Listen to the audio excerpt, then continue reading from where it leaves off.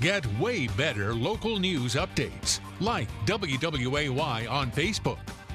Now, here's Chief Meteorologist Scott Dean with your forecast first.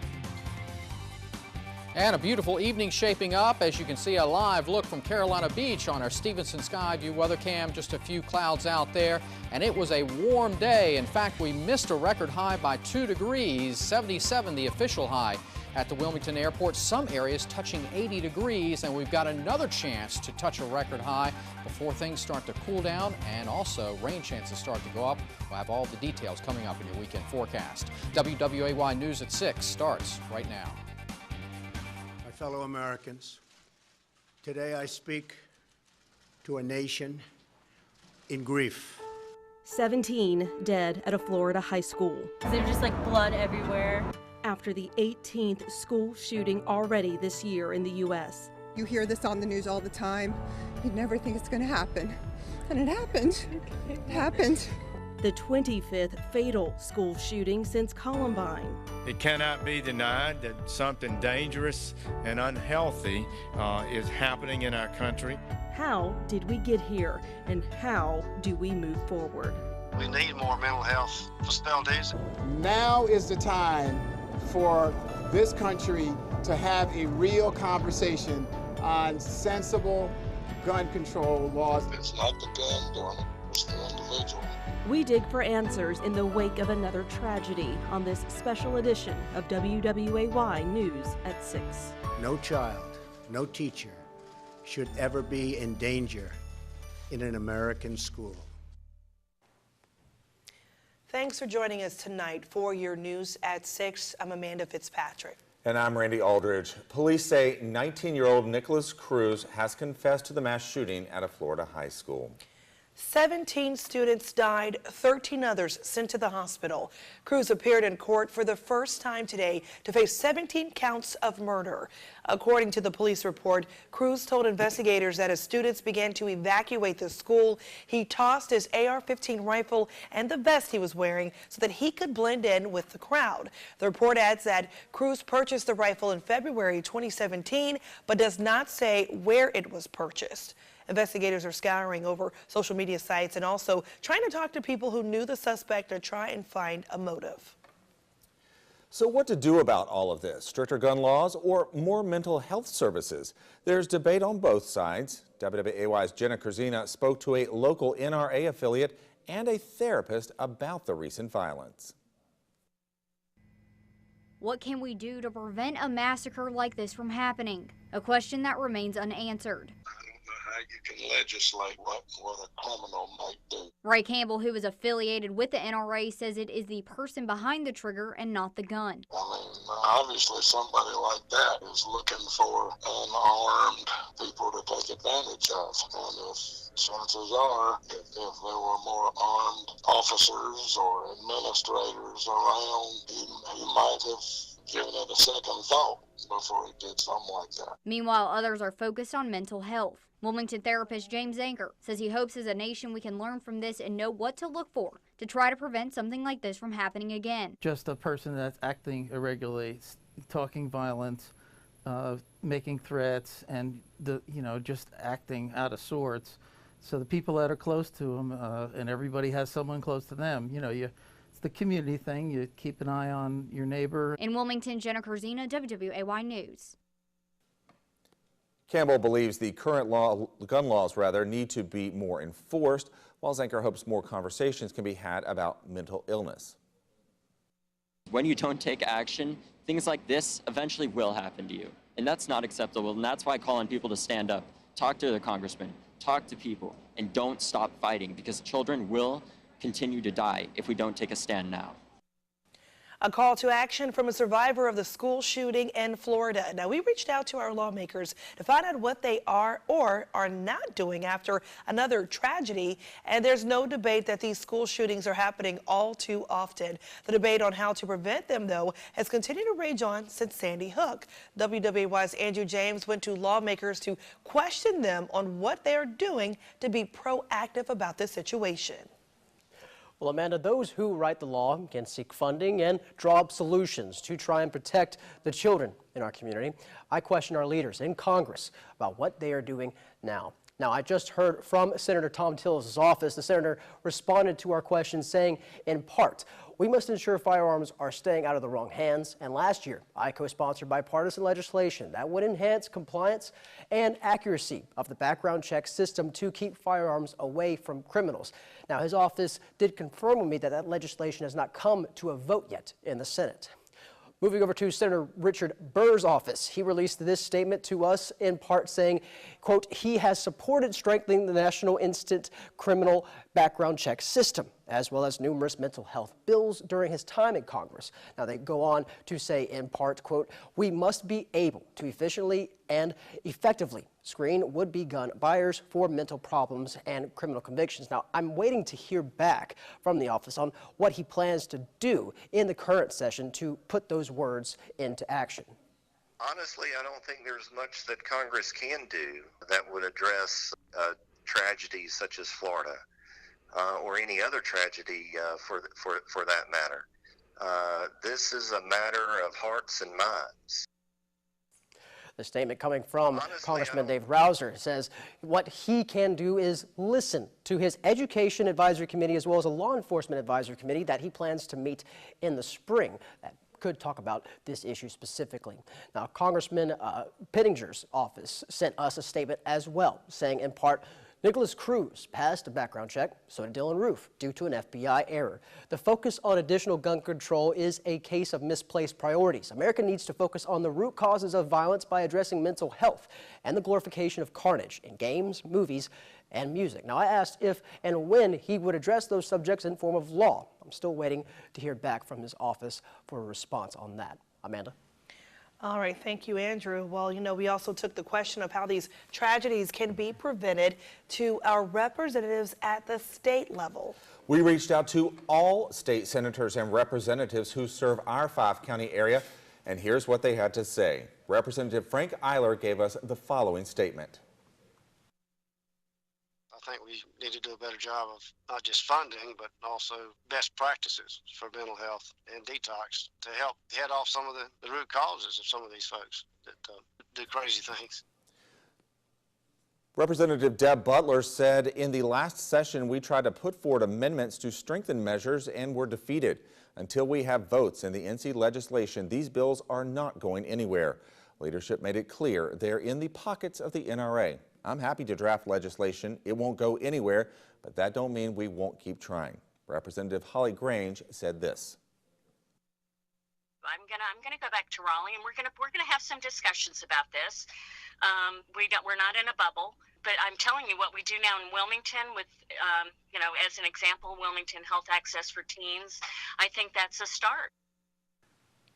State Senator Michael Lee responded saying in part, while I have introduced legislation to find ways for patients and caregivers to better navigate a complicated mental health system, I do not have an immediate solution to prevent a tragedy like this. Senator Bill Rabin spoke with us on the phone. Making the schools safer, I think our officials everywhere are doing all they can. Are we going to have to completely block them down? I don't know, but we do have to do everything we can to ensure that our children are safe, not only at school, but in our parks and our theaters. Representative Bob Mueller said there is no solution right now. We have to wait for the facts, and that's all I have to say about it. Senator Ted Davis says there were multiple gun bills introduced last year. Some included more firearms training, while others... Some of these bills want to do away with background checks. They want to do away with the requirement for education. I am against that. I am a very staunch supporter of that people should receive the proper training and be qualified before they're issued a gun permit.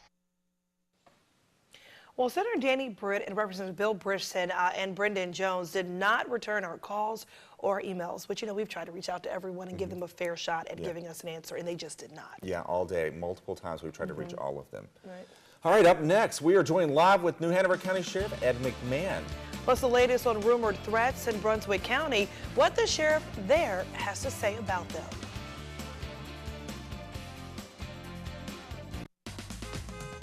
Operation Gridlock Traffic Update, brought to you by D&E Mitsubishi. Come check out the new Outlander Sport. On the roads, not much to talk about, just the hot spots. MLK at College at Oleander, a little bit on Pine Grove, and a little bit right there at Military Cutoff heading into Wrightsville Beach. Thanks for joining us on the Waze app. Join us on the WWAY Operation Gridlock team. As we continue this special edition of WWAY News at 6, we are now joined by New Hanover County Sheriff Ed McMahon to discuss the troubling trend of school shootings and school safety right here at home. Thank you so much for taking time out of your busy day to come and talk with us. Absolutely. We appreciate it. Thanks for having me. What are just some of the trends that we're seeing, in light of what just happened in Florida? How hard is it to try to keep kids safe at these schools? Well, it's something that, we take it very, very seriously. And having the SROs, we've been very fortunate to get the support from our commissioners so that we can have the SROs in the schools.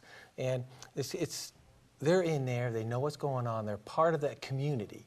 Mm-hmm. They mentor the kids, they're friends with the kids. So if there's a stranger that comes on or if there's something going on, we really depend on that relationship that the SROs have with the students, with the teachers, and then so that's kind of like the first layer that you have with the SROs in there just being part of that community. And when you think about that too, there was a school resource officer in Florida, and for what we've read, he was an armed school resource officer at the school and did not at any point come in contact with the student or the alleged shooter. What is the next point of contact? What would you say to parents and to students about being vigilant, or what tips would you have for them to do to kind of also help in this fight to keep this from happening? Right, because it's a team effort. We all have to. These are our babies. I personally have 5 grandchildren that are in the New Hanover County schools, and I tell my children, our grandchildren, if you hear something, if something doesn't seem right, something seems funny, if a child seems different, then we have got to tell the SROs. We've got to pass the information along so that we then can take the next step. Right, and that's important. What are some other things? We kind of talked a little bit. You said that eventually, when these type of shootings happen, the federal law enforcement agencies look at what went wrong, what they did right, and then share that. That's good to know they share it with different agencies. Is that something that you look forward to doing as far as getting some type of feedback on ways to prevent these type of tragedies locally? Absolutely. We always have to plan for the worst, but we hope and pray that this never happens in our community.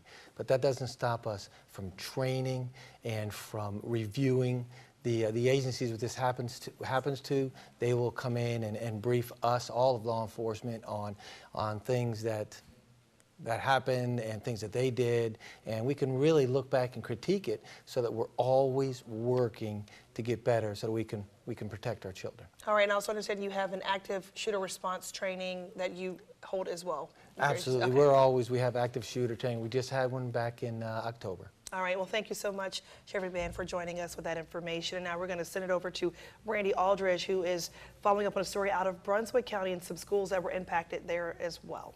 Hi, Randy. Thank you very much, Amanda. Parents and students at Leland Middle School and North Brunswick High School have been worried about rumors of threats at those schools. WWAY's Basil John joins us live from North Brunswick with more. Basil, what did the sheriff there have to say? Randy, the sheriff said these tensions were all caused by unsupported rumors that were circulating around in Leland Middle School and in North Brunswick High School. We do not have an increase in security threats here in Brunswick County. I can't speak for across the nation. I'm concerned with Brunswick County, and that's not what we're experiencing here. At least not right now. Sheriff John Ingram said in September, though, 3 Leland Middle School students made threats, weapons were seized, and the minors were convicted and banned from campus. There was a lockdown last week which was unrelated to that incident. Then at North Brunswick, more officers were there because of a threat concerning a domestic incident. Students thought they were all related. What's becoming an issue is rumors circulating, not factual information. And before people decide to circulate these rumors, we need to determine whether they're fact or fiction. The sheriff said they interviewed more than 20 students from both Leland Middle School and North Brunswick High School, but he said none of the stories were the same. We have 20 different students with 20 different stories. There has been no substantiated new threat. Ingram said they increased security to reassure parents after the shooting in Florida. In Brunswick County, Basil John, WWAY News. However, this message was left on a wall at North Brunswick. It said, "Have a nice day" on the 21st of this month because there will be no more school after that. Sheriff Ingram says they are investigating it now, but they have not determined as to where it came from. Live in Brunswick County, Basil John, WWAY News. Randy. We have continuing coverage all night long on WWAY, WWAYTV3.com, and the WWAY News app. When we're done here, stay tuned for ABC World News Tonight with David Muir and the CBS Evening News with Jeff Glor. And it looks like another warm day at the beaches with temperatures in the low 70s. It's going to be breezy out there, and it's also going to be a nice day to hit the golf course with temperatures in the 70s. We could get close to a record high, but change is on the way. All the details coming up in your forecast. Stay tuned. Here's Chief Meteorologist Scott Dean with your Storm Track 3 forecast. And we start you off with a beautiful picture on our Stevenson Skyview weather cam. As you can see, some of those clouds making for a beautiful sunset there as we're looking across the Banks Channel on our Stevenson Skyview weather cam from Wrightsville Beach. And you can see it gets a little bit cooler as we have the influence of the cooler Atlantic waters bringing in some of those cooler temperatures. But inland, it's still in the mid to upper 70s as we have a front up to the north and west. You can see some showers associated with that. South of the front, spring-like conditions. North of the front, it feels like the dead of winter. And it looks like as we go through tomorrow, we're going to squeeze out one more warm day. Notice the winds coming out of the southwest. There also could be some sea fog along the coastal areas, otherwise sunshine. But then as we go into tomorrow evening, the front will sag down to the south, and that front will bring us a chance for a brief shower. Not a lot of rain as it looks right now, but the winds will switch from west-southwest to north, and that will start to bring in the cooler air. Saturday is going to be totally different. We're going to see lots of clouds out there. Temperatures are going to be a good 20 degrees colder,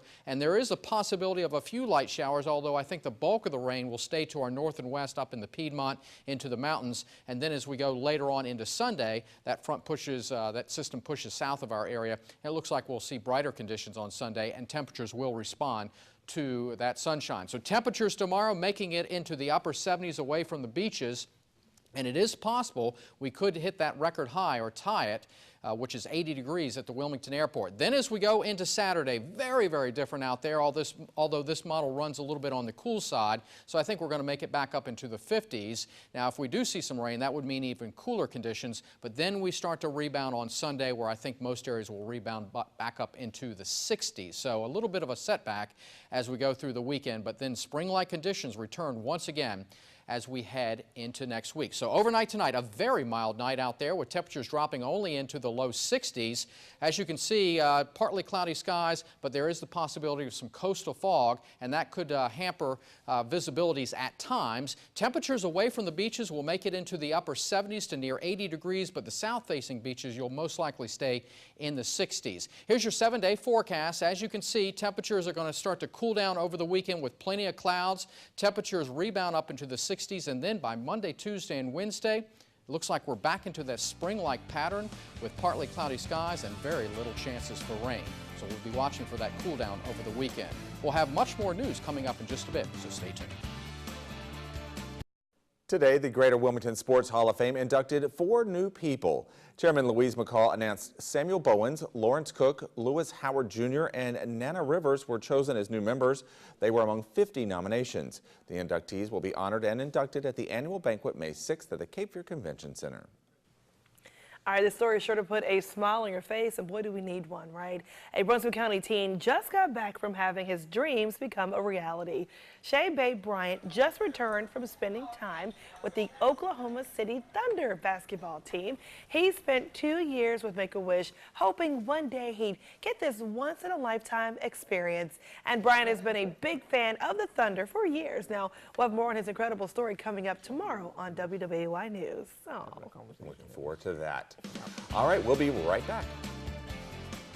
And it looks like we're going to squeeze out one more spring-like day before we see changes over the weekend. We have a chance to tie that record high tomorrow at 80, set back many years ago. And as we go through the weekend, some showers are possible Saturday afternoon with temperatures in the 50s, but then we start to recover on Sunday. So it looks like we'll salvage half the weekend. Well, that's some good news there. That is some good news. Very good news. Thank you, Scott. All right, guys, we'll be back at 7 on CBS. We'll see you then with more updates on everything that's happening in our area and beyond. See you then.